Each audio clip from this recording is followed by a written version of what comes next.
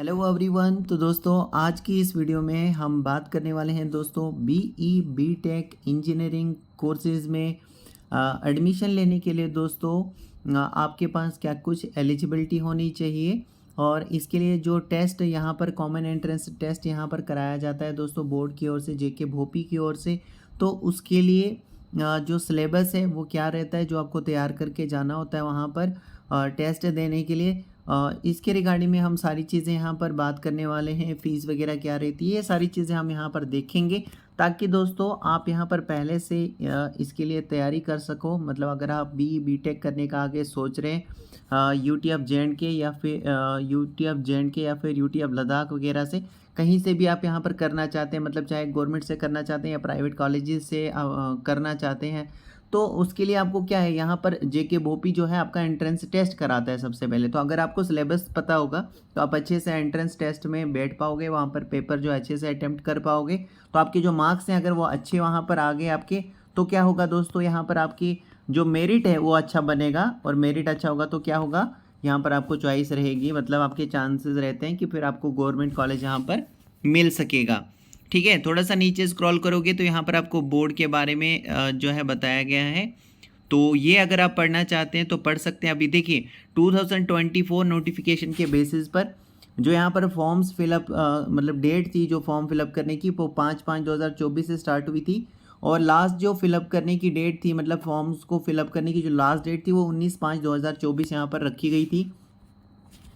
इस तरह से दोस्तों थोड़ा सा अगर हम नीचे स्क्रॉल करें तो नीचे स्क्रॉल होने के बाद यहाँ पर आप देख सकते हो फिर से यहाँ पर डिटेल्स वगैरह जो है वो लिखी गई है। और यहाँ पर कुछ एब्रीवेशंस यूज्ड हुए हैं, अगर इनको आप पढ़ना चाहते हैं तो पढ़ सकते हो। वैसे मैं आपको कई वीडियोस में बता भी चुका हूँ, जैसे भोपी की फुल फॉर्म होती है board of professional entrance examination. इस तरीके से आरबीए की फुल फॉर्म होती है रेजिडेंट ऑफ बैकवर्ड एरिया के जो रहने वाले हैं, मतलब रेजिडेंट ऑफ बैकवर्ड एरिया। ये तो दोस्तों आप तो जानते ही हो। सीडीपी की फुल फॉर्म होती है चिल्ड्रन ऑफ डिफेंस पर्सनल के जो चिल्ड्रन होते हैं, तो ये सीडीपी जो है उसके लिए ये मतलब यूज़ किया जाता है। पीएसपी होता है जो पहाड़ी स्पीकिंग पीपल हैं, तो ये उनके लिए यूज़ किया जाता है पीएसपी। तो इस तरीके से जेकेपीएमएफ का मतलब होता है चिल्ड्रन ऑफ पैरामिलिट्री फोर्सेस, या फिर यूटी या फिर यहाँ पर पीपी लिखा है। ठीक है, जेकेपीएमएफ यानी कि चिल्ड्रन ऑफ पारामिलिट्री फोर्सेस, और पीपी मतलब यूटी पुलिस पर्सनल। ठीक है ना। आरसीसी की जो फुल फॉर्म होती है, मतलब आरसीसी का मतलब क्या होता है, रिजर्व कैटेगरी सर्टिफिकेट।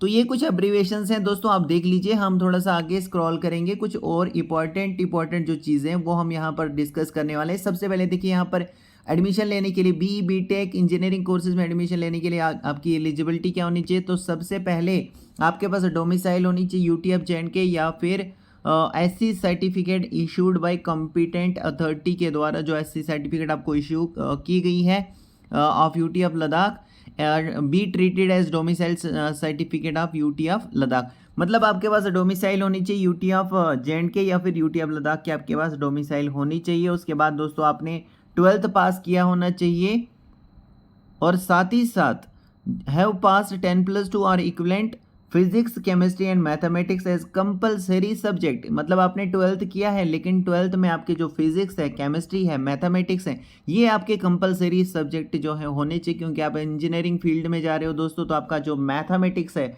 यानी फिजिक्स वगैरह जो है, ये तो आपको स्ट्रॉन्ग होने ही होने चाहिए। तो ऐसे सब्जेक्ट आपके 12th क्लास में कंपलसरी बताए गए हैं, जिनमें आपके जो मार्क्स हैं कम से कम 12th क्लास में 45 मार्क्स होने चाहिए। Prescribed by the AICTE taken together for open merit cat included children of defence.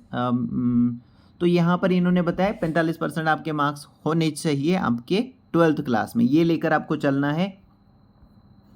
इसके अलावा इन्होंने कहा यहाँ पर कि जो कैंडिडेट यहाँ पर अपीयरिंग हैं या अपीयर्ड हुए हैं 12th क्लास में, और जिनका जो यहाँ पर annual examination 2000 can also apply to appear in CET 2024।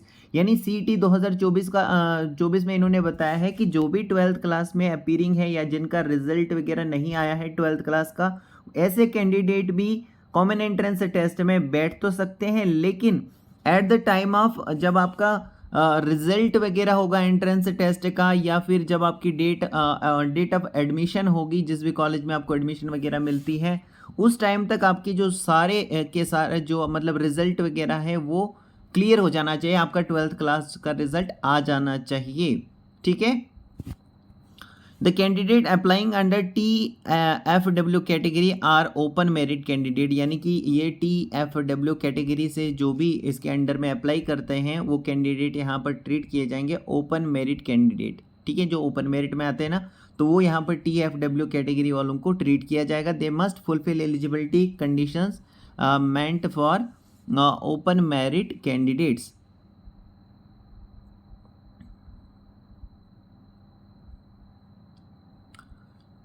इसके अलावा दोस्तों यहाँ पर रिजर्वेशन पॉलिसी के मुताबिक में यहाँ पर लिखा है कि कितना क्या जो है परसेंटेज यहाँ पर रखा गया है रिजर्व, और वो कैटेगरी के हिसाब से यहाँ पर बताया गया है। तो इसको आप चेक करना चाहते हैं तो चेक कर सकते हैं। मैं थोड़ा सा नीचे स्क्रॉल करके आपको बता देता हूँ, कुछ और इंपॉर्टेंट चीज़ें दोस्तों आपको बता देता हूँ। तो थोड़ा सा उसके लिए हमें थोड़ा स्क्रॉल करना पड़ेगा। ठीक है, थोड़ा सा और स्क्रॉल करते हैं। अब देखिए, फीस स्ट्रक्चर के बारे में हर बार जो बोर्ड है वो यहाँ पर मेंशन कर देता है कि फ़ीस के रिगार्डिंग में मतलब भोपी का जो है कॉलेज से कोई लेना देना नहीं है। इसलिए ये आपकी रिस्पॉन्सिबिलिटी बनती है कि जिस भी कॉलेज में आपको एडमिशन जो है मिलने जा रही है, तो आप कॉलेज से एक बार कंफर्म कर लीजिए कि इस साल वो जो फ़ीस है वो कितनी चार्ज कर रहे हैं, या फिर पहले से आप पता कि जिस भी कॉलेज में आप मतलब एडमिशन लेना चाहते हैं तो पहले से आप पता करके रख सकते हैं, मतलब जिस भी ईयर आप अप्लाई कर रहे हैं। ठीक है, तो यहाँ पर देखिए BE BTech की अगर हम बात करें तो नेम ऑफ द इंस्टीट्यूट है यहाँ पर चक भलवाल जम्मू, GCET चक भलवाल जम्मू इंस्टीट्यूट की बात करें तो for candidates of JNK board of school education, जो भी JNK board of school education के कैंडिडेट्स हैं उनके लिए जो यहाँ पर GCET चक भलवाल जम्मू है, तो वो यहाँ पर 22,440 रुपये यहाँ पर जो है वो लगने वाला है यहाँ पर ट्यूशन फीस। ओके, और जो यहाँ पर कैंडिडेट JNK बोर्ड से अदर बोर्ड के हैं तो उनके लिए 23,240 यहाँ पर लगने वाली है फीस। फिर बात करें GCET गेंद्रबल की, तो देख लीजिए यहाँ पर जो कैंडिडेट JK बोर्ड के मतलब JNK board of school education के, उनके लिए 12,340 है यहाँ पर ट्यूशन फीस। और फॉर कैंडिडेट्स जो अदर आते हैं मतलब JNK बोर्ड के अलावा जो कोई अदर बोर्ड जैसे सेंट्रल बोर्ड, तो यहाँ पर 13,140 रुपये उनके लिए यहाँ पर ट्यूशन फीस जो है वो रखी गई है। ठीक है, फिर यहाँ पर दोस्तों यहाँ पर आता है नेक्स्ट आता है दोस्तों यहाँ पर MIET कोट भलवाल जम्मू। तो MIET जो कोट भलवाल जम्मू है, यहाँ की अगर हम बात करें तो यहाँ पर देखिए tuition fees year private engineering colleges seat, यहाँ पर देखिए क्या लिखा गया है ये ईयरली यहाँ पर जो है आपकी फ़ीस वगैरह होगी, तो ये यहाँ पर देखिए 62,400 रुपये यहाँ पर बताई गई है। फिर यहाँ पर है पट्टन बारामूला कश्मीर, तो ये 45,000 रुपया है। इसी तरीके से MBA CET बैबलियाना जम्मू 45,000 रुपया।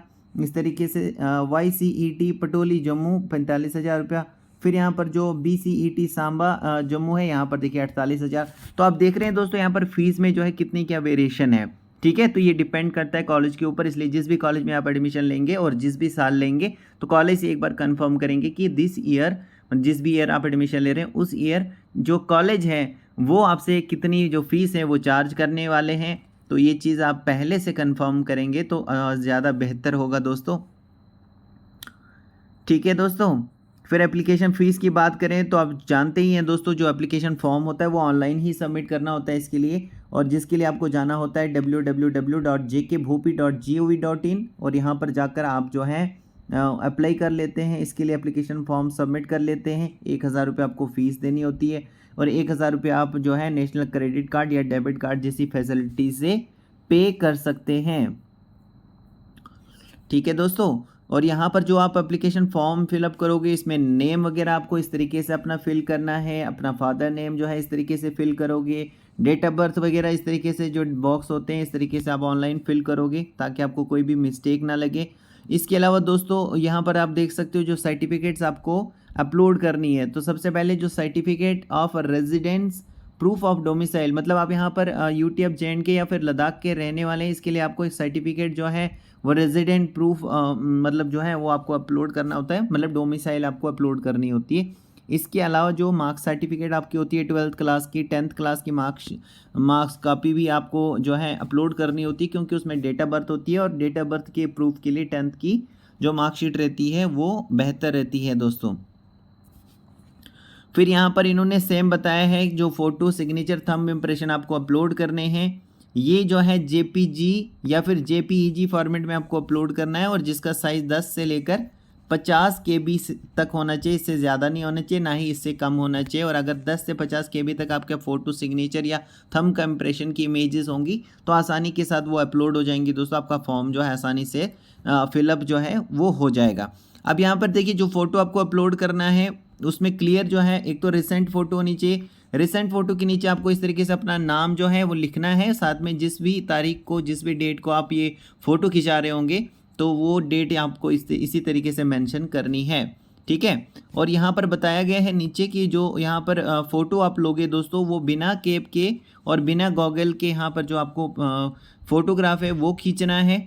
और जो स्पेक्सेस आपको लगे हैं, नेचुरली कोई चश्मा लगा है दोस्तों, नज़र का कोई चश्मा आपको लगा हुआ है तो उसको लगाकर तो आप खींच सकते हैं, लेकिन इसके अलावा कोई और अदर चश्मा स्टाइल के तौर पर आपको इस तरीके से नहीं खींचना है दोस्तों। अगर आप ऐसा कर लेते हैं, फ़ोटो वगैरह अपलोड कर लेते हैं तो आपके चांसेस यहाँ पर जो हैं वो ये हो जाते हैं दोस्तों कि आपका जो फॉर्म वगैरह है वो रिजेक्शन में भी जो है जा सकता है। इसलिए इन चीज़ों का आप ध्यान रखोगे, जैसे जैसे बताया है वैसे वैसे ही आपको फॉलो करना है, ठीक है।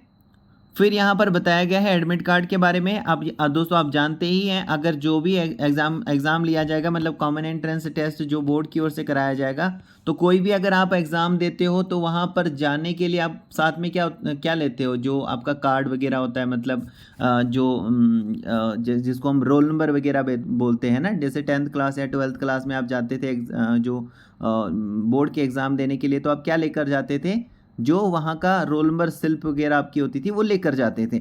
अब यहाँ पर भी इसी तरीके से आपको एडमिट कार्ड लेकर जाना है, और बिना एडमिट कार्ड के आपको यहाँ पर पेपर में बैठने के लिए नहीं दिया जाएगा जाने के लिए। ये एडमिट कार्ड आपको ऑनलाइन ही डाउनलोड करना है भोपी की वेबसाइट पर जाकर, ठीक है। और जो भी आपके एडमिट कार्ड पर जो आपको एक बार सेंटर दे दिया होगा तो फिर वो किसी भी केस में वहाँ पर चेंज नहीं होने वाला है, आपका सेंटर वही रहने वाला है। और दोस्तों जो यहाँ पर टेस्ट आपका रहेगा वो यहाँ पर ओनली इंग्लिश में ही रहेगा, यानी उसमें जो क्वेश्चंस वगैरह होंगे वो सारे के सारे इंग्लिश भाषा में ही वहाँ पर जो सेट हैं वो किए जाएंगे, दूसरी कोई भी भाषा की आपके पास चॉइस नहीं रहने वाली है।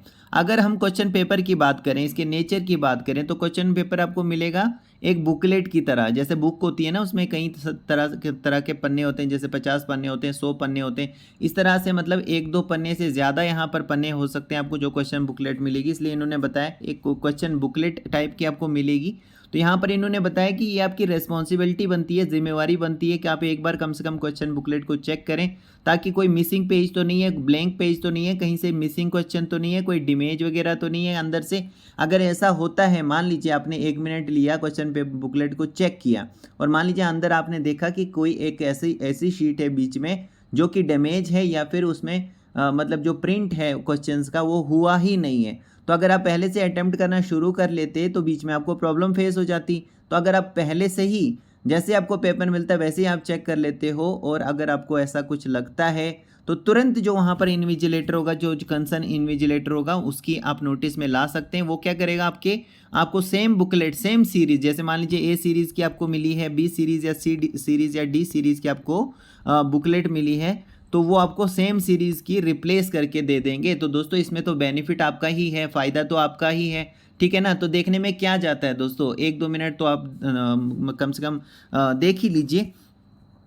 अब यहाँ पर देखिए दोस्तों, क्वेश्चन बुकलेट जो है इसमें 180 क्वेश्चंस होंगे टोटल, 180 क्वेश्चंस होंगे, और ये यहाँ पर सिंगल पेपर रहेगा जिसमें 3 सेक्शंस होंगे, जैसे फिजिक्स, केमिस्ट्री, मैथमेटिक्स जैसे सब्जेक्ट होंगे, जहाँ से 180 क्वेश्चंस आपको पूछा जाएगा। 180 क्वेश्चंस यहाँ से पूछे जाएंगे, और इन 180 क्वेश्चंस को करने के लिए आपको 3 घंटे का टाइम दिया जाएगा करने के लिए। और अगर किसी भी क्वेश्चन का आप अगर गलत आंसर मान लीजिए दे देते हैं, रॉन्ग आंसर दे देते हैं, तो आपके मार्क्स भी दोस्तों यहाँ पर काटे जाएंगे, कितने 0.25 के आपके मार्क्स जो है हर एक क्वेश्चन पर माइनस किए जाएंगे। अब देखिए दोस्तों, सीईटी इंजीनियरिंग 2024 की बात करें, सिंगल पेपर है। फिजिक्स से 60 क्वेश्चन पूछे जाएंगे, केमिस्ट्री से भी 60 क्वेश्चन, मैथमेटिक्स से भी 60 क्वेश्चन। तो इस तरीके से ये कितने हो गए टोटल 180 क्वेश्चन। ठीक है, 180 क्वेश्चन को करने के लिए 3 घंटे का आपको टाइम दिया जाएगा करने के लिए, और हर एक गलत क्वेश्चन का आंसर देने, मतलब क्वेश्चन का गलत आंसर देने पर 0.25 की जो मार्क्स है वो भी यहाँ पर काटे जाएंगे। जो क्वेश्चन पेपर होगा दोस्तों ये ऑब्जेक्टिव टाइप का रहेगा, इसमें मल्टीपल चॉइस के जो है क्वेश्चन होते हैं। जैसे मान लीजिए एक क्वेश्चन है, इस क्वेश्चन के 1 2 3 4 ऑप्शन होंगे, 4 मतलब चॉइसेस आपकी होंगी, जिसमें आपको एक जो है वो टिक करना होता है जो आपको राइट लगता है क्वेश्चन का आंसर। ठीक है, सैंपल भी यहाँ पर बताया है, जैसे कि देख सकते हो यहाँ पर सैंपल जो है किस तरीके से आपको जो है आंसर देना है। जो OMR आंसर शीट आपको मिलेगी, तो सबसे पहले तो क्वेश्चन बुकलेट मिलेगी, और वो जो क्वेश्चन बुकलेट में जो भी क्वेश्चन होगा उसके आंसर आपको कहाँ पर करने हैं, जो सैंपल पेपर दिया जाएगा। ठीक है, जिसको OMR आंसर शीट बोलते हैं हम, तो OMR आंसर शीट पे आपको जो है आंसर देने हैं। तो यहाँ पर देखिए एग्जाम्पल के तौर पर इन्होंने बताया कि अल्बर्ट आइंस्टीन को नोबेल प्राइज़ दिया गया था, थ्योरी ऑफ रिलेटिविटी में मिला था, या फोटो इलेक्ट्रिक इफेक्ट में मिला था, या जनरल थ्योरी ऑफ रिलेटिविटी में मिला था, या लेज़र में मिला था। तो सारे लोग जानते हैं कि अल्बर्ट आइंस्टीन को नोबेल प्राइज़ कब मिला था, फोटो इलेक्ट्रिक इफेक्ट में मिला था।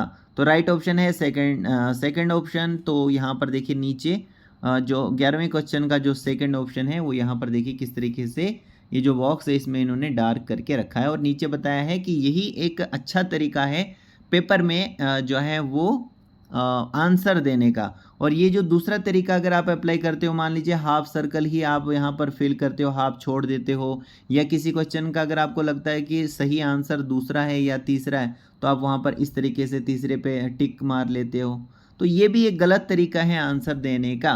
इसमें आपके जो मार्क्स हैं वो काटे जाएंगे दोस्तों। तो बेस्ट तरीका क्या है, जो यहाँ पर ऑप्शन ए में बताया गया है। इसके अलावा कुछ और इम्पॉर्टेंट जो है देख लेते हैं। तो देखिए ये जो सिलेबस है मतलब जो सिलेबस की अगर हम बात करें, तो ये जो एंट्रेंस टेस्ट है दोस्तों ये बेस्ड है जो आपका 12th क्लास का सिलेबस है। तो 12th में आपने क्या पढ़ा था, एक तो फिजिक्स पढ़ी होगी, फिजिक्स से यहाँ से पूछा जाएगा 60 मार्क्स का टोटल। ठीक है, तो इसमें कई तरह के सब्जेक्ट हैं, जैसे फिजिकल वर्ल्ड एंड मैनेजमेंट से पूछा जाएगा, काइनेमेटिक्स से पूछा जाएगा, इस तरह से फिर दोस्तों लॉज ऑफ मोशन से भी पूछा जाएगा आपको यहाँ पर, वर्क एनर्जी एंड पावर भी आपको पढ़ के जाना है, motion of system of particles and rigid body से भी आपको पढ़ के जाना है, ग्रेविटेशन से आपको पढ़ के जाना है, इस तरीके से प्रॉपर्टीज़ ऑफ बल्क मैटर यहाँ से भी आपको तैयार करके जाना, थर्मोडाइनेमिक्स से 3 मार्क्स का पूछा जाएगा ऐसा उन्होंने बताया है, तो यहाँ से भी आपको पढ़ के जाना है, behaviour of perfect gas and kinetic theory से भी आपको पढ़ के जाना है। यानी कुल मिला के दोस्तों आपको 12th का जो फिजिक्स है, जो केमिस्ट्री है और जो बायो है दोस्तों वो आपको पढ़ के जानी है। तो ये तो हो गया दोस्तों फिजिक्स का। देखिए कितने यूनिट्स हैं यहाँ पर, 19 यूनिट है टोटल। तो यहाँ से कितना पूछा जाएगा, 60 मार्क्स का। इस तरीके से केमिस्ट्री की बात करें, यहाँ से भी टोटल कितना पूछा जाएगा, 60 मार्क्स का पूछा जाएगा। क्या क्या तैयार कर रहे हैं देख लीजिए, some basic concept of chemistry and atomic structure के बारे में आपको जो है तैयार करके जाना है, मतलब ये चैप्टर तैयार करना है। इस चैप्टर के अंदर कई सारे और भी सब टॉपिक्स होते हैं, ये भी आपको तैयार करके जाना होता है। केमिकल सेकंड यूनिट देखिए केमिकल इक्विलिब्रियम, फिर थर्ड है केमिकल काइनेटिक्स, फिर सोल्यूशन है, केमिकल थर्मोडाइनमिक्स है, रिडॉक्स रिएक्शन और इलेक्ट्रोकेमिस्ट्री है, पीरियोडिक प्रॉपर्टीज़ हैं, इस तरीके से जो है। फिर नीचे नीचे आप चलते जाओगे तो यहाँ पर कोऑर्डिनेशन केमिस्ट्री है, यहाँ से भी 4 मार्क्स का पूछा जाएगा, और organic chemistry some basic principle and technique से भी 4 मार्क्स का पूछा जाएगा। इसमें देखिए यहाँ पर कितने सारे सब टॉपिक्स हैं दोस्तों। D and F block elements की बात करें तो यहाँ से भी 4 मार्क्स का पूछा जाएगा। हाइड्रोकार्बन की बात करें यहाँ से भी 4 मार्क्स का पूछा जाएगा। ठीक है, तो इस तरीके से थोड़ा सा नीचे स्क्रॉल करें तो हेलो अल्कीन्स एंड हेलो अरिनीज, ठीक है, यहाँ से भी 4 क्वेश्चन जो है 4 मार्क्स का यहाँ से भी पूछा जाएगा। Alcohols and phenols and ethers से भी 4 क्वेश्चंस का पूछा जाएगा। फिर यहाँ पर aldehydes, ketones and carbolic acid, ठीक है, यहाँ से भी 4 मार्क्स का पूछा जाएगा। तो कई सारे यूनिट हैं दोस्तों। इसी तरीके से फिर मैथमेटिक्स, सॉरी बायो मैंने ऊपर बताया था आपको, लेकिन यहाँ पर मैथमेटिक्स है। जैसे कि आप इंजीनियरिंग फील्ड में जा रहे हो तो यहाँ पर क्या है, जो है आपका मैथमेटिक्स है। ऊपर मैंने आपको क्या बताया था, फिजिक्स, केमिस्ट्री और बायो मैंने बताया था, लेकिन बायो नहीं है। यहाँ पर इंजीनियरिंग फील्ड में आप जा रहे हैं तो यहाँ पर आपका मैथमेटिक्स से क्वेश्चंस होंगे, और मैथमेटिक्स से कितना पूछा जाएगा, 60 मार्क्स का यहाँ पर पूछा जाएगा। जो मैथ है दोस्तों ये 12th क्लास का रहेगा, जिसमें सेट, रिलेशन और फंक्शन के बारे में आपको पढ़ के जाना होता है। फिर यहाँ पर complex number, linear in equation, linear programming से 6 मार्क्स का पूछा जाएगा। इस तरीके से आप यहाँ पर देख लीजिए दोस्तों, trigonometric and inverse trigonometric function के बारे में आपको पढ़ के जाना है। मैट्रिसेस एंड डिटर्मिनेंट्स से का पढ़ के आपको जाना है। फिर लिमिट, कंटिन्यूटी एंड डिफरेंशिएशन से भी 8 मार्क्स का आपको यहाँ से पूछा जाता है। तो इन चीज़ों का यहाँ पर भी आप ध्यान रखोगे। इंटीग्रेशन और डिफरेंशियल इक्वेशन के बारे में आपको यहाँ पर देखना है, तो ये आप यहाँ पर देख लीजिएगा। ये भी आपको चैप्टर जो है पढ़ के जाना होता है।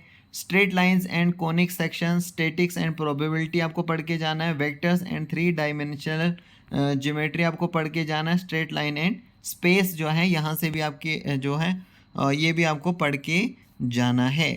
ठीक है, तो ये सारी चीज़ें फिजिक्स, केमिस्ट्री और जो मैथमेटिक्स, इन सब का जब आपको एक तैयारी हो जाती है, आपने अच्छा पढ़ा होगा 12th क्लास में ये सब, तो फिर आपको आसानी हो जाएगी दोस्तों। ये जो भोपी की ओर से जो कॉमन एंट्रेंस टेस्ट कराया जाएगा, तो इस कॉमन एंट्रेंस टेस्ट को क्लियर करने के लिए आपको काफ़ी हद तक जो है यहाँ पर जो है वो हेल्प मिलेगी दोस्तों, क्योंकि आपने अच्छी मेहनत की होगी। तो ये जो है आपके यहाँ पर चांसेस बन जाते हैं दोस्तों अच्छा एक स्कोर करने की यहाँ पर। ठीक है दोस्तों, उसके बाद फिर जो है वो रिजल्ट निकाला जाएगा भोपी की ओर से, क्योंकि जब आप जैसे ही आप कॉमन एंट्रेंस टेस्ट में बैठते हो, जैसे आपका 3 घंटे का जो टाइम है वो ख़त्म हो जाएगा। OMR शीट जो है आपको वहाँ पे ही देनी होगी, वहाँ पे ही जमा हो जाती है। तो उसके बाद फिर जो है वेट करना होता है रिज़ल्ट का। ठीक है, रिज़ल्ट आ जाता है, मतलब जो लिस्ट है वो आ जाती है, उसमें आपको पता लग जाता है आपका मेरिट वगैरह जो है वो कितना गया है। फिर उस बेसिस पर यहाँ पर बोर्ड जो है अलग से फिर जो है यहाँ पर काउंसलिंग के लिए जो डेट निकालता है, जिसमें आपको जम्मू या फिर श्रीनगर जो है फिजिकली वहाँ पर काउंसलिंग अटेंड करनी होती है। ठीक है दोस्तों, तो दोस्तों मैं होप करता हूँ कि आपको ये जो यहाँ पर चीज़ें हैं ये क्लियर हो चुकी होंगी। So thank you very much.